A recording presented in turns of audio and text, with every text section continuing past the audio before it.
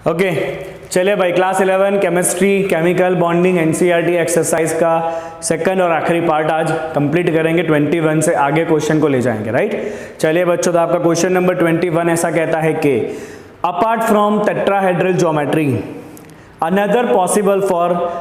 another geometry possible for CH4 square planar with the 4 hydrogen atom at the corner of the square and the carbon atom in the center। तो आप ये explain करो why CH4 is not square planar, क्यों CH4 जो है वो square planar नहीं है, राइट। चलिए बच्चों, इसका रीजन क्या है तो आप समझना ध्यान से।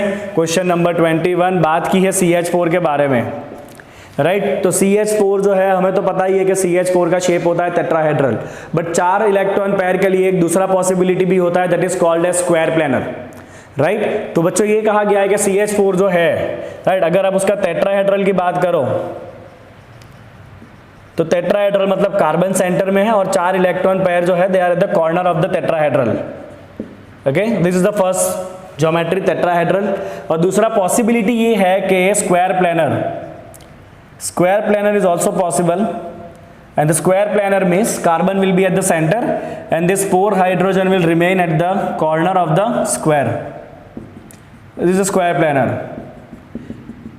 तो आपका सवाल ये है कि क्यों ये स्क्वायर प्लानर जो है वो गलत शेप है मीथेन के लिए और यही आपका सही शेप है टेट्राहेड्रल। तो इसका रीजन जो है ना वो छुपा हुआ है हाइब्रिडाइजेशन में, क्योंकि जब हम कार्बन की बात करते हैं ना बच्चों, तो कार्बन का एक्साइटेड स्टेट कॉन्फ़िगरेशन होता है हीलियम, उसके बाद 2s1 and 2p3 and you are well aware about 2s का 1 इलेक्ट्रॉन और 2p के 3 इलेक्ट्रॉन, राइट। अब ये सब चारों के चारों जुड़ेंगे पहले तो एक दूसरे के साथ और आपको मिलने हैं 4 equal energy and equal shape वाले ऑर्बिटल और इसका नाम होता है बच्चों sp3। ओके, और जो sp3 हाइब्रिड ऑर्बिटल होते हैं ना, they always lies in the 4 corner of the tetrahedral, right. तो ये जो sp3 ऑर्बिटल्स है ना, sp3 orbitals are always arranged at corners of tetrahedral, right? Okay, and they have at bond angle of 109 degree and 28 minute। पर सवाल तो ये है कि स्क्वायर प्लानर क्यों नहीं हो सकता है। तो स्क्वायर प्लानर इसलिए नहीं होगा बिकॉज स्क्वायर प्लानर होने के लिए हाइब्रिडाइजेशन होता है DsP2। स्क्वायर प्लानर के लिए हाइब्रिडाइजेशन कौन सा होता है, DsP2 होता है। That thing you will learn in 12th standard. जब आप कॉम्प्लेक्स कंपाउंड करोगे ना, वहां पे आप ये हाइब्रिडाइजेशन सीखोगे DsP2, जहां पे मेटल एटम आपको लेना होता है सेंट्रल एटम की तरह, राइट। चलिए, तो यहां पे मैं खाली इतना ही लिखूंगा, this is the square planar geometry and this needs DsP2 hybridization। This needs DsP2 hybridization which is not possible in carbon, क्योंकि कार्बन के पास तो d ऑर्बिटल ही नहीं होता है, right, which is not possible for carbon। This is not possible for the carbon atom, right। इसीलिए बच्चों इतना ध्यान रख लेना कि मीथेन जो है ना उसमें sp3 सही है भाई, DsP2 बनता नहीं है बिकॉज कार्बन के पास d ऑर्बिटल ही नहीं है, ठीक है ना। समझ गए ये सवाल। चलिए तो फिर 22 देखते हैं। चलिए 22 में क्या कहा है भाई। 22 नंबर का सवाल भी बहुत सिंपल है। ऐसा कहता है कि explain why BeH2 molecule has a 0 dipole moment दो BeH बॉन्ड्स आर पोलर। तो सवाल यह है कि इंडिविजुअल जो BeH बॉन्ड है ना, this are polar bond. Individual BeH जो है वो पोलर बॉन्ड है, बट BeH2 जब बनेगा ना तो ओवरऑल मॉलिक्यूल हो जाएगा नॉन पोलर। क्यों? रीजन बहुत ही सिंपल है बच्चों। बेरिलियम के सेंट्रल एटम के पास 2 इलेक्ट्रॉन होते हैं और हाइड्रोजन को एक इलेक्ट्रॉन के साथ शेयर करना होता है, राइट। मतलब in the central atom beryllium has only 2 bonding pair. Beryllium के पास खाली 2 ही बॉन्डिंग पेयर है इन BeH2। अगर 2 ही बॉन्डिंग पेयर है बच्चों तो आपको पता ही है 2 बॉन्डिंग पेयर का अरेंजमेंट क्या होता है, लीनियर होता है। एंड 2 BeH बॉन्ड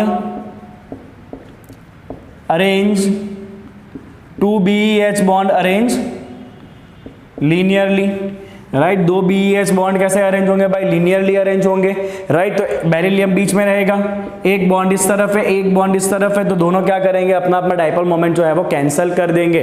तो भले आपके ये दोनों बॉन्ड इंडिविजुअली पोलर है, but as they are arrange opposite to each other they will cancel each other. तो we can write your hands both BH bonds cancel dipole moment of each other, और इसीलिए बेचारा BeH2 कैसा हो जाएगा, non polar हो जाएगा।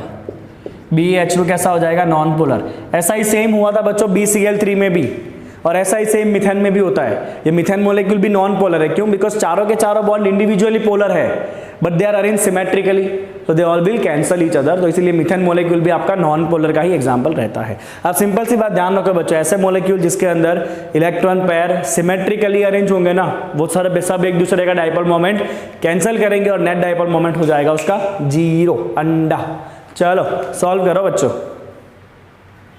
चलिए question number 23, typical theory question जो ऑलरेडी कर चुके हैं हम। Why NH3 is more polar than NF3। Okay चलिए दोनों का आप शेप ड्रॉ कर देते हैं। तो NH3 के अंदर भी बच्चों 3 बॉन्डिंग पेयर बनेंगे, एक लोन पेयर बनेगा, और NF3 में भी सेम वही बनेगा, that is 3 bonding pair and 1 lone pair. Total 4 pair दोनों के अंदर है, मतलब अरेंजमेंट इज टेट्राहेड्रल। तो नाइट्रोजन रहेगा सेंटर में, दिस इज टेट्राहेड्रल, और एक जगह पे रहेगा लोन पेयर और 3 जगह आएंगे हाइड्रोजन। यहाँ भी ऐसा ही होगा बच्चों, 3 जगह आएंगे फ्लोरीन और चौथा रहेगा लोन पेयर, राइट। चलिए बच्चों अब यहाँ पे नाइट्रोजन ज़्यादा इलेक्ट्रोनेगेटिव होगा, तो यहाँ पे आपका डाइपोल मोमेंट रहेगा towards the nitrogen, because nitrogen is more electronegative, right. यहाँ पे फ्लोरीन ज़्यादा इलेक्ट्रोनेगेटिव होगा, तो यहाँ पे इस बॉन्ड का डाइपोल मोमेंट रहेगा टुवर्ड्स द फ्लोरीन, राइट। और ये जो आपका लोन इलेक्ट्रॉन है, उस लोन इलेक्ट्रॉन का ऑर्बिटल डाइपोल मोमेंट होता है इलेक्ट्रॉन की तरफ ही, राइट। ओके तो यहाँ पे आपको क्या दिख रहा है बच्चों, NH3 के अंदर ऑर्बिटल डाइपोल मोमेंट और ये इंडिविजुअल बॉन्ड का डाइपोल मोमेंट सबके सब एक डायरेक्शन में है, राइट। बट यहाँ पे क्या है, बॉन्ड के डाइपोल मोमेंट नीचे की तरफ है और लोन पेयर का ऑर्बिटल डाइपोल मोमेंट ऊपर की तरफ है। They tend to cancel each other and because of that dipole moment of NF3 is less, right. तो we can write here orbital dipole moment of lone electron pair is in opposite direction to the dipole moment of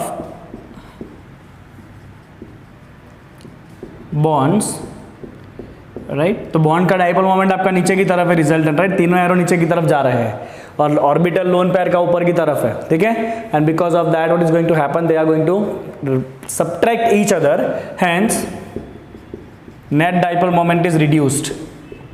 net dipole moment क्या होगा, यहाँ पर reduce हो जाएगा, या मैं theory में भी लिखा है, net dipole moment is reduced. इसीलिए जो NF3 मोलेक्यूल है वो कैसा है, it is less polar, right. क्योंकि आप NH3 में जाओगे ना तो इन तीनों का भी डाइपोल मोमेंट ऊपर की तरफ है और लोन पेयर का डाइपोल मोमेंट भी सेम डायरेक्शन में है, and because of that this is going to be more polar. तो आप इसके जैसे स्टेटमेंट यहाँ पे लिखना, खाली आप अपोजिट की जगह क्या करोगे, सेम डायरेक्शन में लिखोगे, and this both dipoles are going to add up each other. दोनों डाइपोल क्या करेंगे, एक दूसरे को एड अप करेंगे। This is what you will write here, simple एकदम, ओके। चलिए अगला सवाल क्या कहता है देखते हैं। अगला सवाल कहता है what is meant by hybridisation of atomic orbital, describe the shape of sp, sp2 and sp3 hybrid orbital. अब ये तो बहुत थियरी क्वेश्चन है ना, तो मैं एकदम शॉर्ट में आपको लिख देता हूँ बच्चों 24 में।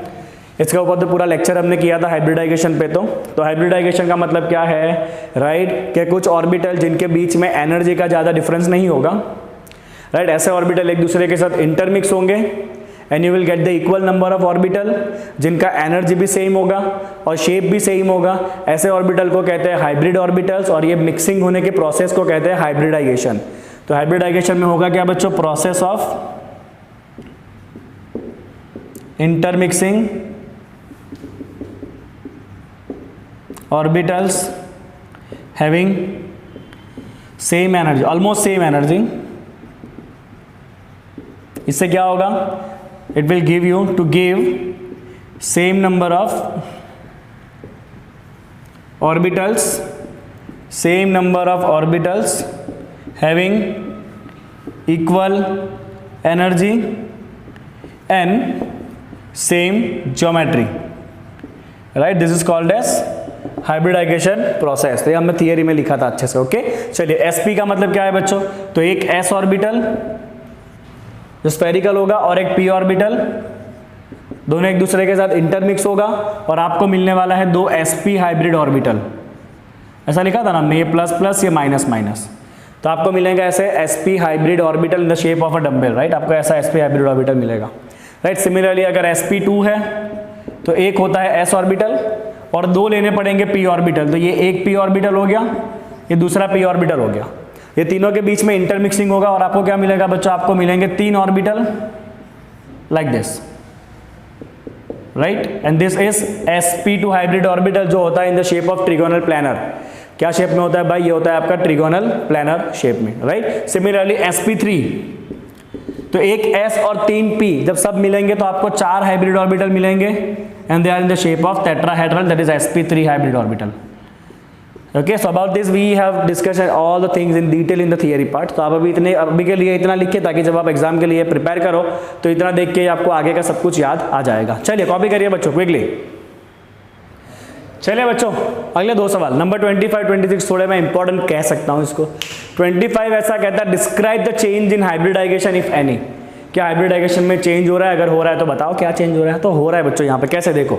So if you talk about AlCl3, right, तो एल्यूमिनियम आपका सेंट्रल एटम है, तो एल्यूमिनियम के पास तो 3 इलेक्ट्रॉन होते हैं अपने आउटर ऑर्बिट में। जुड़ना है बेटे को 3 क्लोरीन के साथ, क्लोरीन को एक एक इलेक्ट्रॉन चाहिए होता है शेयरिंग के लिए। तो AlCl3 में एल्यूमिनियम के पास 3 बॉन्डिंग पेयर है और कोई लोन पेयर यहाँ पे नहीं है। तो 3 बॉन्डिंग पेयर अगर करना है तो उसको sp2 हाइब्रिडाइजेशन करना पड़ेगा, क्योंकि 3 इलेक्ट्रॉन पेयर रखने ना तो एक s लेगा और 2 p लेगा, sp2 हाइब्रिडाइजेशन से उसका काम हो जाएगा। बट जैसे ही यहाँ पे AlCl4 बनेगा ना, अब क्या होगा पता है, जैसे ही बच्चों ये AlCl4 माइनस बनेगा ना, तो अब ये AlCl3 को क्लोरीन को भी अपने पास रखना है। तो आप पूछोगे कि सर एल्यूमिनियम के पास तो कुछ है ही नहीं है, उसने तीनों इलेक्ट्रॉन शेयर कर दिए हैं। तो मैंने कब कहा कि एल्यूमिनियम कुछ शेयरिंग करेगा, नहीं भाई, क्लोरीन नेगेटिवली चार्ज है, मतलब यहाँ पे क्लोरीन के पास एक्स्ट्रा इलेक्ट्रॉन भी है, बस एल्यूमिनियम को खाली जगह देनी है बॉन्ड बनाने के लिए, इलेक्ट्रॉन नहीं देना है एल्यूमिनियम को। तो क्या होगा बच्चों, AlCl4 माइनस की आप बात करोगे ना, राइट, तो यहाँ पे बच्चों आपका जो एल्यूमिनियम है, देखना बहुत ही ध्यान से, राइट, उसका एक ऑर्बिटल ऐसा है जिसने हाइब्रिडाइजेशन में पार्ट नहीं लिया है, बिकॉज यहाँ पे sp2 हाइब्रिडाइजेशन था ना, तो p में से 2 ही ऑर्बिटल यूज हुए, तीसरा ऑर्बिटल p का यूज हुआ नहीं है, तो वो जो अनयूज्ड p ऑर्बिटल होगा ना वो भी एल्यूमिनियम यूज कर लेगा। तो यहाँ पे क्या होगा, aluminium use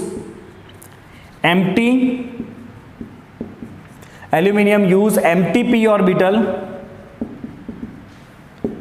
to accept electron pair from chlorine minus। Chlorine minus के पास इलेक्ट्रॉन को रखने के लिए ये एल्यूमिनियम क्या करेगा, जो एम्प्टी p ऑर्बिटल था जिसको पहले यूज नहीं किया था उसको भी यूज करेगा।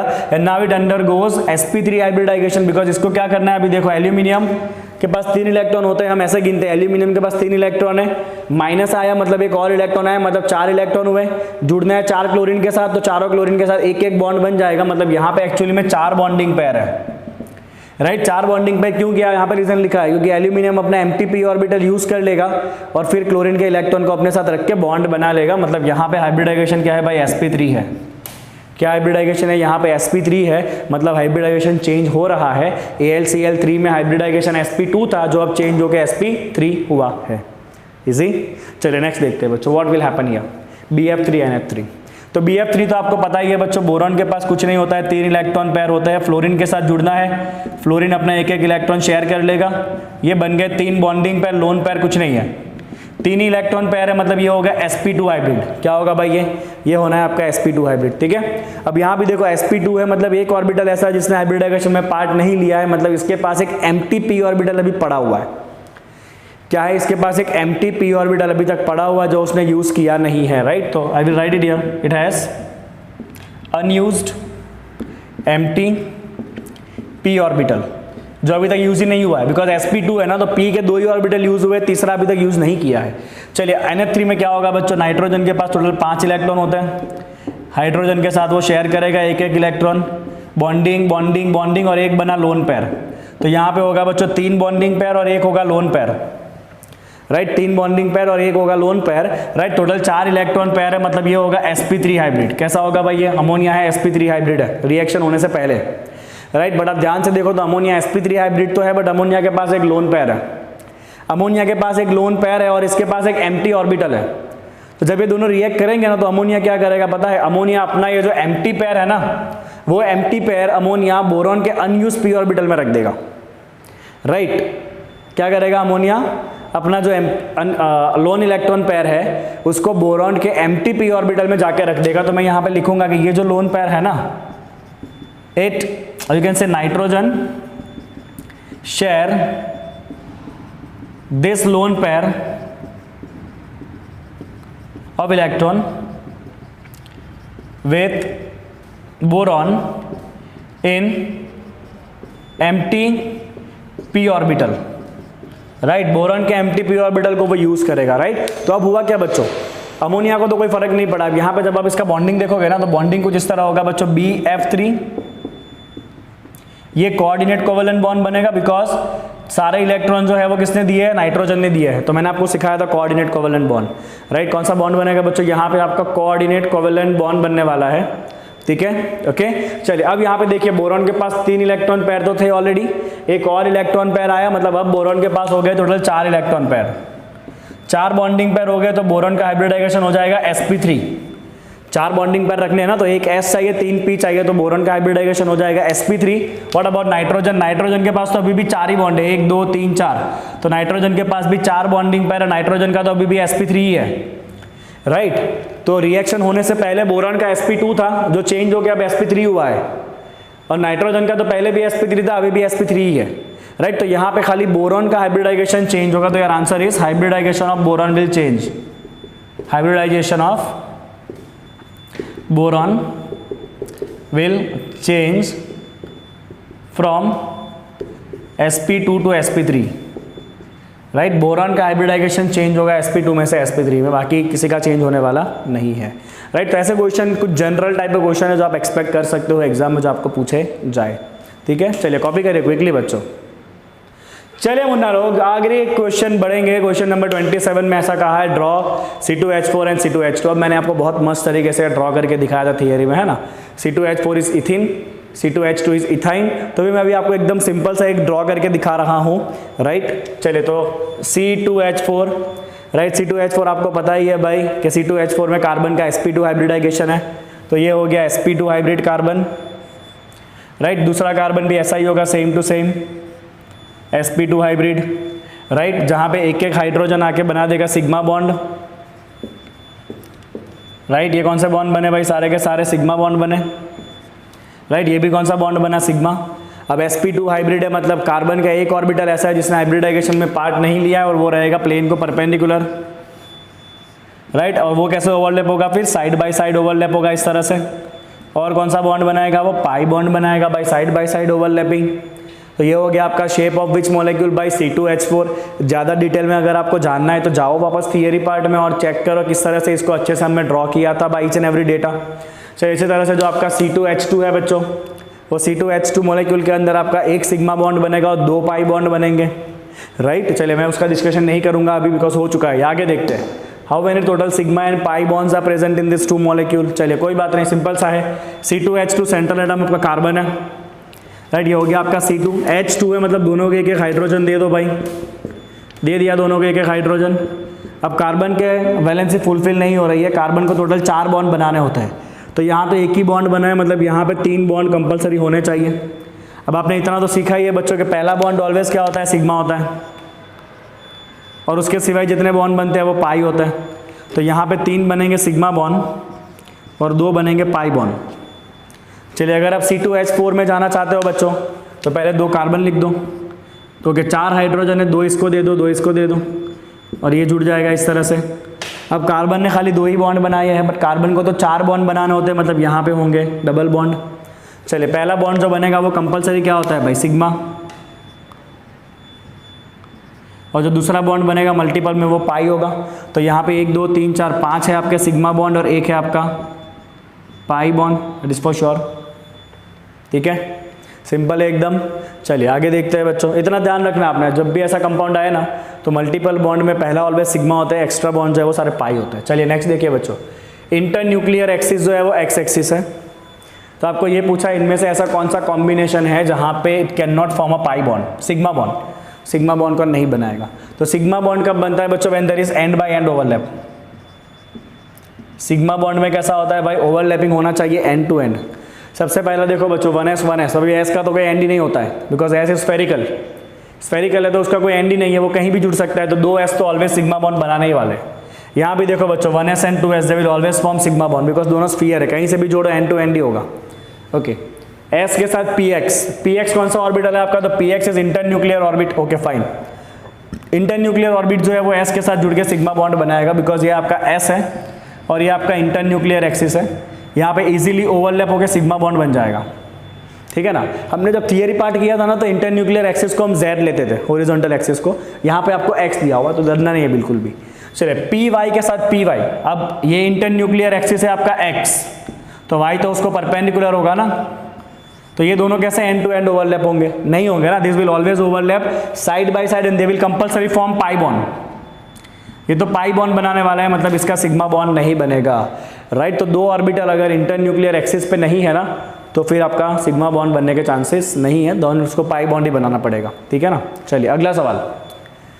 ओके, क्या करना है बच्चों, अगले सवाल में describe the hybridisation of carbon atom. चलिए हाइब्रिडाइजेशन बताना है, तो मैं आपको यहाँ पे एक सिंपल सा रूल दे दूँ हाइब्रिडाइजेशन का, दे दूँ, चले दिया जाए। सिंपल सा रूल ऑर्गेनिक कंपाउंड के अंदर, ऑर्गेनिक कंपाउंड का बच्चों सिंपल सा रूल ये कहता है, अभी के लिए हाँ, खाली जब आगे ऑर्गेनिक का चैप्टर करोगे तब मैं आपको डिटेल में सिखाऊंगा, अभी के लिए आप इतना ध्यान रखो, अगर कार्बन ने एक भी डबल बॉन्ड नहीं बनाया है ना तो वह sp3 होगा।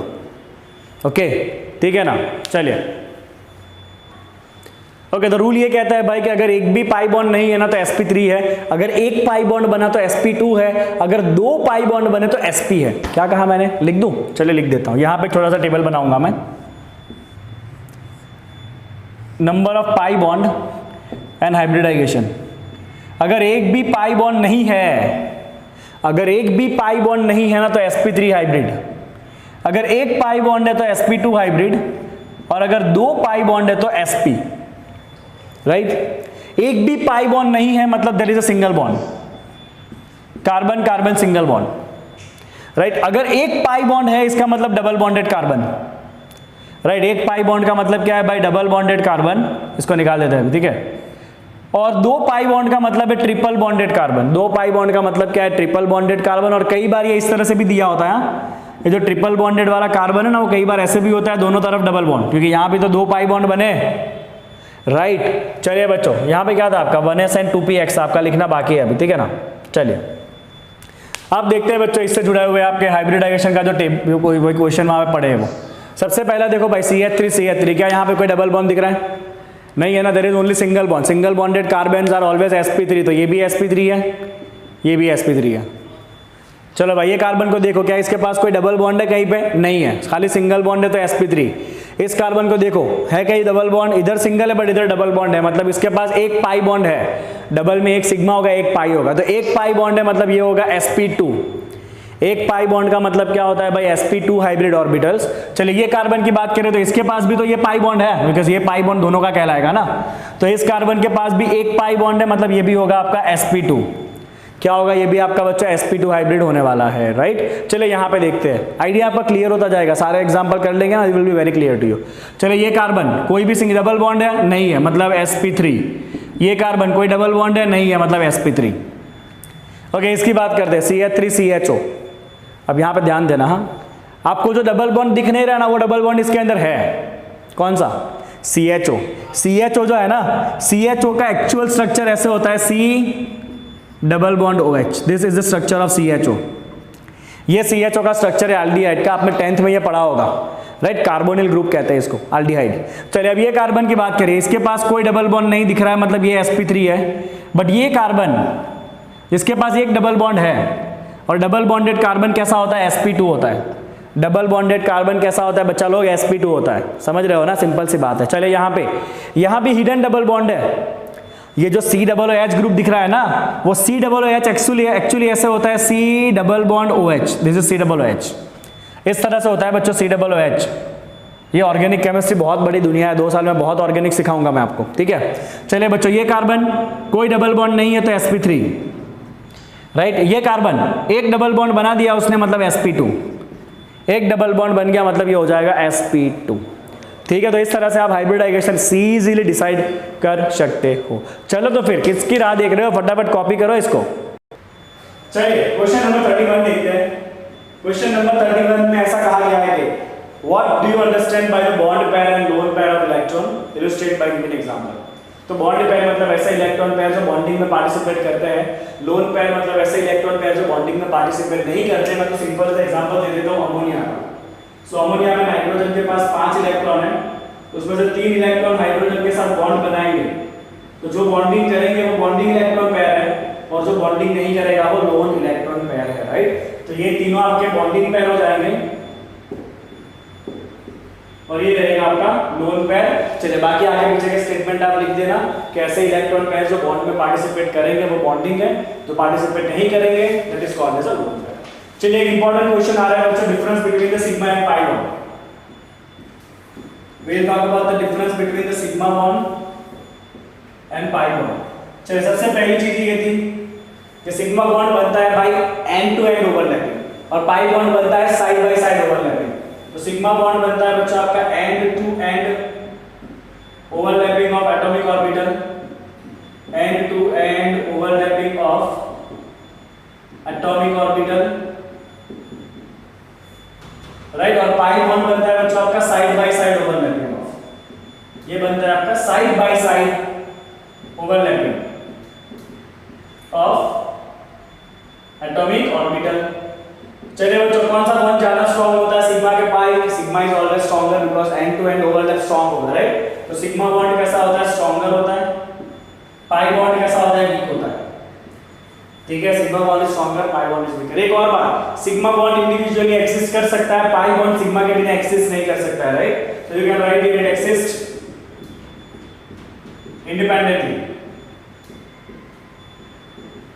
यहां पे it only exist along with pi bond, sorry along with sigma bond। sigma के बिना pi नहीं बनता, पहला बॉन्ड ऑलवेज सिग्मा होता है, फिर दूसरा बनने वाला बॉन्ड pi होता है, राइट।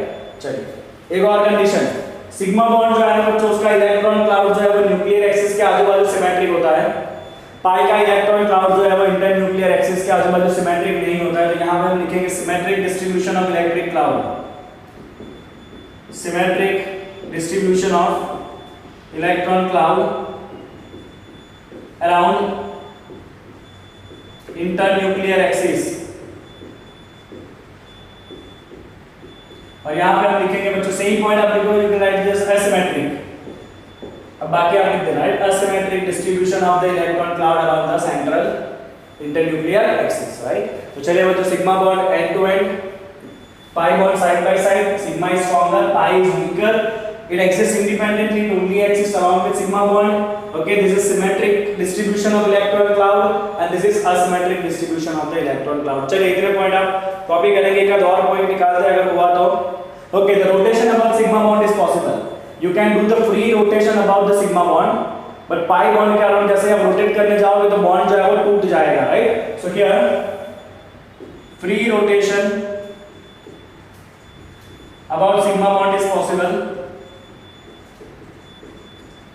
और यहां पे there is no rotation about the pi bond, pi bond जैसे ही रोटेट करने जाओगे टूट जाएगा। no rotation about the pi bond is possible, ठीक है। चलिए इतने पॉइंट आपके लिए इनफ है डिफरेंस समझने के लिए। चलिए next, explain the formation of H2 molecule on the basis of valence bond theory. हां वेरी सिंपल, पूरा थियरी आ गया ये तो। VBT कंसेप्ट चेंज हो रहा है, VBT valence bond theory, hydrogen molecule समझा ऐसा कहा है। तो हमने ऐसा कहा था भाई कि हाइड्रोजन जो है ना वो 2 एटम का बना हुआ है, राइट। ये पहले एटम का न्यूक्लियस और ये उसका इलेक्ट्रॉन, ये दूसरे हाइड्रोजन का न्यूक्लियस और ये दूसरे का इलेक्ट्रॉन, राइट। अब जैसे ये दोनों एक दूसरे के पास आएंगे क्या होगा, नए फोर्सेस बनेंगे। कौन से नए फोर्सेस, कुछ बनेंगे अट्रैक्टिव फोर्सेस। कौन सा अट्रैक्टिव फोर्सेस, तो ये न्यूट्रॉन इलेक्ट्रॉन के बीच में अट्रैक्शन होगा,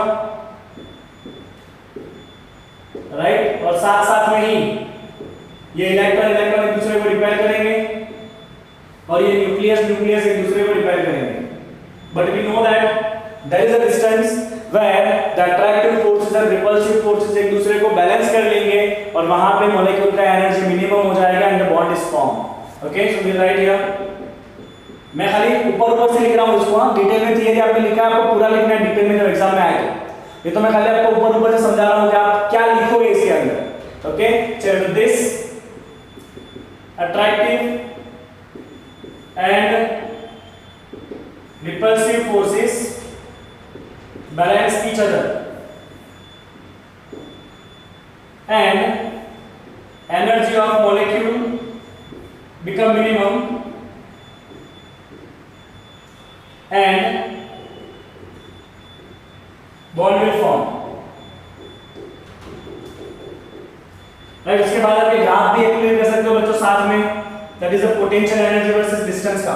ऐसा कुछ आपका ग्राफ था, you remember this was the graph, right. और ये वो डिस्टेंस था जहां पे दो मॉलिक्यूल का ओवरलैपिंग प्रॉपर होता है और बॉन्ड बन जाता है, and this is your bond formation, this is called as bond length.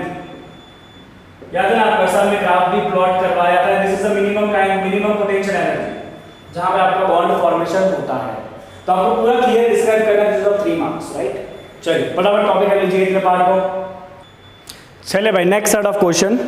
पहला क्वेश्चन पूछा, what is the condition of LCAO। LCAO क्या है भाई? Linear combination of atomic orbital. क्या है LCAO? Linear combination of atomic orbital. चल भाई, इसकी कंडीशन बता दे फटाफट। 3 कंडीशन थी बच्चा। पहली कंडीशन थी, जो ऑर्बिटल है उसका एनर्जी कंपैरेबल होना चाहिए, मतलब they must not have much difference in energy. जो ऑर्बिटल कंबाइन होना है उसकी एनर्जी में ज्यादा डिफरेंस नहीं होना चाहिए। दूसरा पॉइंट था, they should have same symmetry about internuclear axis. मतलब यह है कि x वाला जो है वो x के साथ ही ओवरलैप होगा, y के साथ ओवरलैप नहीं हो सकता, बिकॉज दोनों का सिमेट्री अलग हो जाएगा। और तीसरा पॉइंट था, there should be proper overlapping between them. Orbital के बीच में प्रॉपर ओवरलैपिंग होना चाहिए, तब जाके ही आपका एटॉमिक ऑर्बिटल कंबाइन होके मोलेकुलर ऑर्बिटल बनेगा bye linear combination of atomic orbital. अगला सवाल आ जाए MOT के ऊपर, why BE2 molecule does not exist. समझा भाई ये in the terms of MOT, तो कोई बात नहीं, BE2 का मोलेकुलर ऑर्बिटल कॉन्फ़िगरेशन लिखते हैं, राइट। तो हमें पता है भाई एक बेरिलियम में 4 इलेक्ट्रॉन होते हैं, तो 2 बेरिलियम में होंगे टोटल 8 इलेक्ट्रॉन। चलो याद है ना, क्या करेंगे, sigma 1s, sigma star 1s, sigma 2s, sigma star 2s, हर एक के अंदर 2-2 इलेक्ट्रॉन कर दो, टोटल 8 इलेक्ट्रॉन हो गए। तो ये हो गया कॉन्फ़िगरेशन ऑफ BE2। चल भाई, बॉन्ड ऑर्डर गिन तो बॉन्ड ऑर्डर होता है आपका half into NB minus NA। चल भाई, स्टार बिना कितने इलेक्ट्रॉन है, 2 और 2 4। स्टार वाले कितने, 2 और 2 4। तो ये तो हो गया 0, मतलब बॉन्ड ऑर्डर 0 है तो बॉन्ड बनने वाला ही नहीं है, hence there is no bond is formed between 2B atoms. तो BE2 मॉलिक्यूल कहाँ से बनना है, नहीं बनना है मुन्ना, नहीं बनना है। Next, compare stability of this 4 ion. चलिए भाई, 4 आयन दिया है, बताना है कौन ज्यादा स्टेबल है कौन कम स्टेबल है। I will mark this as very important question. चल बच्चा लोग, अब भी बता देता हूँ, मतलब सटासटी करूंगा इसमें, कोई बात नहीं। चलिए, स्टेबिलिटी डिपेंड करता है नंबर ऑफ बॉन्ड के ऊपर। जितने ज्यादा बॉन्ड बनेंगे ना उतना स्टेबिलिटी ज्यादा होगा, सिंपल सी बात है। जितने ज्यादा बॉन्ड होगा उतना स्टेबिलिटी ज्यादा होगा, बिकॉज उतना उनको जोर से पकड़ के रखा गया होगा 2 एटम को, है ना। तो मैं एक सिंपल चीज लिख देता हूं बच्चों के, ये जो स्टेबिलिटी है ना, this is directly proportional to the bond number. Stability is directly proportional to the bond number, मतलब मुझे ना बॉन्ड नंबर निकालना है चारों के, ठीक है। चलिए कोई बात नहीं, O2 की बात करते हैं, राइट। चलिए, तो पहले पूरा आपको लिख दो एक बार इसको। O2 के लिए sigma 1s, sigma star 1s, sigma 2s, sigma star 2s। अब याद करो बच्चों, ऑक्सीजन के लिए सीधा ट्राइंगल आता है कि उल्टा आता है? उल्टा ट्राइंगल आपके सर ने आपको सिखाया है। उल्टा ट्राइंगल मतलब पहले सिग्मा आएगा फिर पाई आएगा, मतलब यहाँ पे आएगा पहले सिग्मा 2pz, फिर आएगा पाई 2px equal to pi 2py, और ऊपर तो सीधा ही रहता है ट्राइंगल, मतलब ऊपर पहले पाई आता है, pi star 2px, pi star 2py, और सबसे लास्ट में आएगा सिग्मा स्टार 2pz। सबसे लास्ट में कौन आएगा, सिग्मा स्टार 2pz। चल भाई, 2 ऑक्सीजन मिला के इलेक्ट्रॉन कितना रखेगा बच्चा, 16 इलेक्ट्रॉन रखेगा ना, रख 16 इलेक्ट्रॉन। चल जाए 1 2 3 4 5 6 7 8 9 10 11 12 13 14 15 16। चलिए हो गया 16 इलेक्ट्रॉन, हुआ ना 16 इलेक्ट्रॉन। चल इसका बॉन्ड ऑर्डर गिन तो भाई, तो जैसे इसका बॉन्ड ऑर्डर गिनोगे half into NB minus NA। चल मुन्ना फटाफट, स्टार बिना कितने इलेक्ट्रॉन, 2 4 6 8, 10 इलेक्ट्रॉन स्टार बिना है, तो बाकी बचे 6 इलेक्ट्रॉन स्टार वाले होंगे, तो इसका बॉन्ड ऑर्डर हो गया 2। चल भाई O2 का बॉन्ड ऑर्डर हो जाता है 2। अब what happen will O2 plus मतलब आपको एक इलेक्ट्रॉन निकालना पड़ेगा, तो आप पूरा कॉन्फ़िगरेशन लिख देना। आप लिख देना पूरा कॉन्फ़िगरेशन, मेरे लिए लिख देना आप लोग एग्जाम में। बट अभी आप सिंपल सा बच्चों ट्रिक सोच सकते हो कि एक इलेक्ट्रॉन निकालना है तो आप सबसे लास्ट में से एक इलेक्ट्रॉन निकाल दो। तो ये वाला एक इलेक्ट्रॉन आप जैसे ही निकालोगे पूरा आपका सेम रहना है बच्चों, खाली आखिर में क्या हो जाएगा, पाई स्टार 2px एक रहेगा और जो पाई स्टार 2py है ना वो 0 हो जाएगा। तो आपका जो बॉन्ड ऑर्डर है ना उसमें एक इलेक्ट्रॉन स्टार वाला गायब हुआ है, एक इलेक्ट्रॉन स्टार वाला गायब हुआ है भाई, राइट। तो आपका बॉन्ड ऑर्डर क्या हो जाएगा, Nb तो चेंज हुआ नहीं है बट Na में से एक इलेक्ट्रॉन गायब हो गया है, तो यहाँ पे बॉन्ड ऑर्डर हुआ 2.5। O2 प्लस का बॉन्ड ऑर्डर कितना हुआ 2.5। चल कोई बात नहीं, O2 माइनस का मतलब एक इलेक्ट्रॉन ऐड करना है, तो आपका पूरा सेम टू सेम चलने वाला है और यहाँ पे आप एक इलेक्ट्रॉन और ऐड करोगे तो ये हो गया आपका पाई स्टार 2px में 2 इलेक्ट्रॉन हो जाएंगे और पाई स्टार 2py में एक ही रहने वाला है। समझ रहे हो ना, समझ रहे हो ना, समझा कौन रहा है? ओके चलिए, इसका बॉन्ड ऑर्डर कितना होगा, half into Nb minus Na। अब आपका एक्स्ट्रा इलेक्ट्रॉन कहाँ आया है, स्टार वाले में आया है। जहां पे पहले एक इलेक्ट्रॉन था वहां पे 2 इलेक्ट्रॉन हो गए, मतलब स्टार वाले में एक इलेक्ट्रॉन आप जोड़ो, तो स्टार बिना में तो चेंज हुआ नहीं है, तो Nb तो सेम ही रहना है 10, बट Na में एक इलेक्ट्रॉन और आया है तो ये हो गया 7, तो आपका ये बॉन्ड ऑर्डर हो गया भाई 1.5। चल व्हाट हैपन इन O2 -2 मतलब 2 इलेक्ट्रॉन लेने थे, पूरा का पूरा सेम जाएगा। अब ये जो पाई स्टार वाला पार्ट था ना आपका, उधर क्या हुआ है, पहले एक इलेक्ट्रॉन थे O2 में, अब एक इलेक्ट्रॉन और ऐड कर दो दोनों में, बिकॉज आपको 2 इलेक्ट्रॉन प्लस करने, तो एक यहां पे डालो एक यहां पे डालो, ये हो गया आपका 2 राइट। मतलब स्टार वाले में 2 इलेक्ट्रॉन प्लस करो, ठीक है, तो बॉन्ड ऑर्डर कितना हो जाएगा, हाफ इंटू Nb तो चेंज हुआ नहीं है, Na पहले 6 था उसमें 2 इलेक्ट्रॉन प्लस करो, इसका बॉन्ड ऑर्डर हो गया खाली 1। तो सबसे कम बॉन्ड ऑर्डर कितना है, O2 -2 का है, तो वो सबसे कम स्टेबल, उसके बाद O2 माइनस, उसके बाद O2 और सबसे ज्यादा स्टेबल होगा O2 +2, बिकॉज उसका बॉन्ड ऑर्डर सबसे ज्यादा है। तो स्टेबिलिटी अगर आप करोगे तो सबसे ज्यादा स्टेबल रहेगा O2 -2, उसके बाद O2 माइनस, उसके बाद O2 और सबसे ज्यादा स्टेबल होगा O2+। चलिए मोस्ट इंपॉर्टेंट क्वेश्चन 4 मार्क का एग्जाम के लिए, आज सबका कॉन्फ़िगरेशन लिखोगे, सबका बॉन्ड ऑर्डर निकालोगे and then you will compare it like this. बोल आ गया समझ में, आ गया, चलो कॉपी करो quickly. Okay, question number 37, what is significance of plus and minus sign in atomic orbital. तो आप ऑर्बिटल में प्लस माइनस साइन करते हो ना, तो वो प्लस माइनस साइन क्या होता है बच्चों, it is the sign of wave function, है ना।